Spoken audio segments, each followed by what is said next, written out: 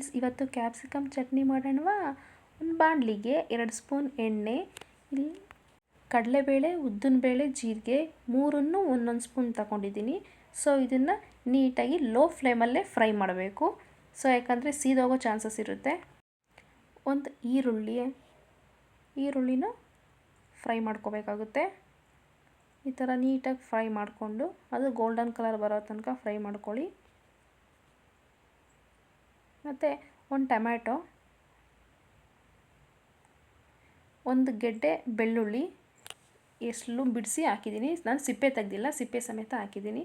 ಮತ್ತು 3 ಒಣಮೆಣಸಿನ್ಕಾಯಿ, ಖಾರಕ್ಕೆ ಎಷ್ಟು ಬೇಕೋ ಅಷ್ಟು ಒಣಮೆಣಸಿನ್ಕಾಯಿ ಹಾಕ್ಕೊಂಡಿದ್ದೀನಿ ನಾನು. ಒಂದು ಕ್ಯಾಪ್ಸಿಕಮ್ನ ಮೀಡಿಯಮ್ ಸೈಜ್ ಕಟ್ ಮಾಡಿ ಅದನ್ನು ಸೇರಿಸ್ಕೊತಾ ಇದ್ದೀನಿ. ಇವಾಗ ಎಲ್ಲನೂ ನೀಟಾಗಿ ಫ್ರೈ ಮಾಡ್ಕೋಬೇಕು. ಈ ಥರ ಫ್ರೈ ಆದಮೇಲೆ ಇವಾಗ ರುಚಿಗೆ ತಕ್ಕಷ್ಟು ಉಪ್ಪು ಹಾಕೋತಾ ಇದ್ದೀನಿ. ನಮಗೆ ಎಷ್ಟು ಬೇಕೋ ಅಷ್ಟು ಉಪ್ಪು ಹಾಕೋತಾ ಇದ್ದೀನಿ. ಉಪ್ಪು ಇವಾಗಲೇ ಹಾಕೋದ್ರಿಂದ ಸೊ ಬೇಗ ಬೇಯುತ್ತೆ, ಅದಕ್ಕೋಸ್ಕರ ಇವಾಗಲೇ ಸೇರಿಸ್ಕೊಂಡಿದ್ದೀನಿ. ಸ್ಟವ್ ಆಫ್ ಮಾಡಿ ಅದು ತಣ್ಣಗಾದ್ಮೇಲೆ ಒಂದು ಮಿಕ್ಸಿ ಜಾರ್ಗೆ ಹಾಕ್ಕೊಂಡು ರುಬ್ಕೊಂಡ್ರೆ ಟೇಸ್ಟಿಯಾಗಿರೋ ಕ್ಯಾಪ್ಸಿಕಮ್ ಚಟ್ನಿ ರೆಡಿ. ನೀವು ಒನ್ ಟೈಮ್ ಟ್ರೈ ಮಾಡಿ, ಖಂಡಿತವಾಗ್ಲೂ ನಿಮಗೆ ತುಂಬ ಅಂದರೆ ತುಂಬಾ ಇಷ್ಟ ಆಗುತ್ತೆ. ನನ್ನ ವಿಡಿಯೋ ನೋಡಿದ್ದಕ್ಕೆ ಧನ್ಯವಾದಗಳು. ಹೇಳೋದು ಮರ್ತಿದ್ದೆ, ಚಟ್ನಿ ಆಡಿಸ್ಬೇಕಾದ್ರೆ ಅದಕ್ಕೆ ನೀರು ಹಾಕಬೇಡಿ. ಯಾಕಂದರೆ ನಾವು ಟೊಮೆಟೊ ಹಾಕಿರೋದ್ರಿಂದ ನೀರಿನ ಅಂಶ ಎಲ್ಲ ಅದರಲ್ಲೇ ಇರುತ್ತೆ. ಅದಕ್ಕೋಸ್ಕರ ನೀರೇನು ಮಿಕ್ಸ್ ಮಾಡೋಕ್ಕೆ ಹೋಗಬೇಡಿ.